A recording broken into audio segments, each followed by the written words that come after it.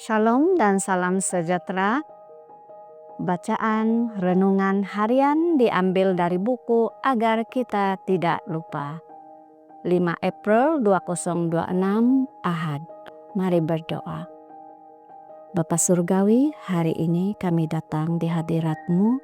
Kami mau membaca firman Tuhan. Kami berdoa biarlah kiranya kuasa Roh Kudus Bapa masuk ke dalam hati dan pikiran kami agar kami bersedia menerima firman-Mu. Dalam nama Yesus kami berdoa. Amin. Tajuk bacaan, hidup dalam keuangan yang terbatas. Ayat kunci, oleh itu saudara-saudaraku, aku menyeru kepadamu demi belas kasihan Allah supaya mempersembahkan tubuh badanmu sebagai korban yang hidup, yang suci dan diterima oleh Allah. Itulah ibadat yang wajar. Roma 12 ayat 1. Lebih mudah untuk menjadi korban yang mati daripada korban yang hidup.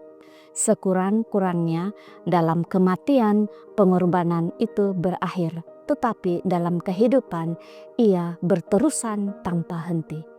Begitulah juga bagi para pengasas Adventisme.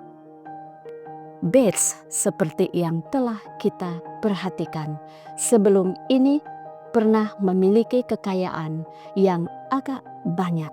Namun setelah memberikan segalanya kepada gerakan Millerisme, kecuali rumahnya, beliau menghabiskan sisa hidupnya dalam keadaan keuangan yang sangat terbatas.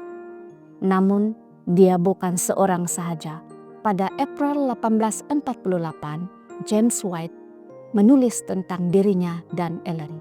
Segala yang kami miliki termasuk pakaian, tempat tidur dan perabot rumah tangga kami bawa bersama dalam sebuah peti sepanjang 3 kaki dan itu pun hanya separuh penuh.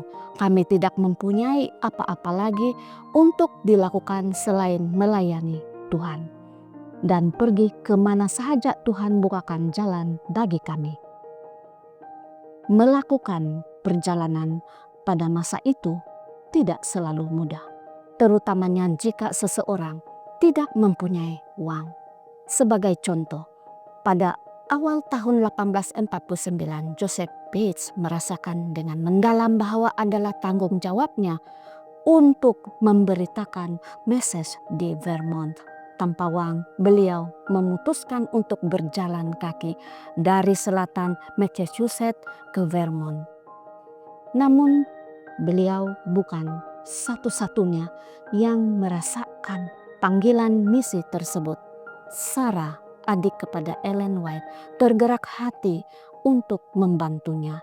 Beliau meminta bayaran pendahuluan daripada majikannya dan bekerja dengan upah $1.25 seminggu sebagai pembantu rumah untuk membiayai perjalanan Bates. Tetapi perjalanan tersebut membuahkan hasil. James White menulis bahwa Bates mengalami masa yang sukar, tetapi Tuhan bersamanya. Banyak kebaikan telah dilakukan. Dia menemui atau meninggalkan sejumlah orang yang memelihara hari Sabat. Bagi kita yang hidup dalam zaman yang lebih makmur, sukar untuk memahami kesusahan yang dialami oleh para Adventis awal dalam melaksanakan misi mereka. James White pernah menyatakan bahwa segelintir yang mengajarkan kebenaran berjalan kaki, menaiki gerabak kelas kedua atau di dek kapal uap karena kekurangan dana. Istrinya mencatat bahwa perjalanan seperti itu mendedahkan mereka kepada asap tembakau selain sumpah serana dan percakapan kasar para pekerja kapal dan sebagian daripada penumpang. Pada waktu malam, mereka sering tidur di atas lantai, kotak kargo atau guni gandum dengan beg pakaian sebagai bantal dan kot sebagai selimut. Pada musim sejuk mereka berjalan di geladak untuk memanaskan badan. dan kita membayangkan bahwa kita mengalami kesukaran, bahwa kita telah menjalani kehidupan yang penuh pengorbanan. Pikirkan semula, kebanyakan daripada kita tidak mempunyai sedikit pun gambaran tentang pengorbanan yang diperlukan untuk menumbuhkan gereja kita. Demikianlah bacaan renungan kita hari ini. Tuhan memberkati kita semua. Amin.